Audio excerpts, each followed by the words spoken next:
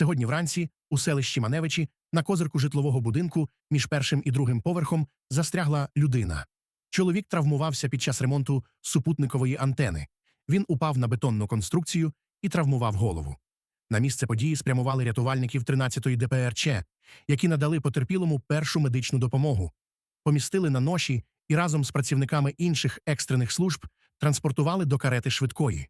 Чоловіка госпіталізували. Обставини інциденту з'ясовують.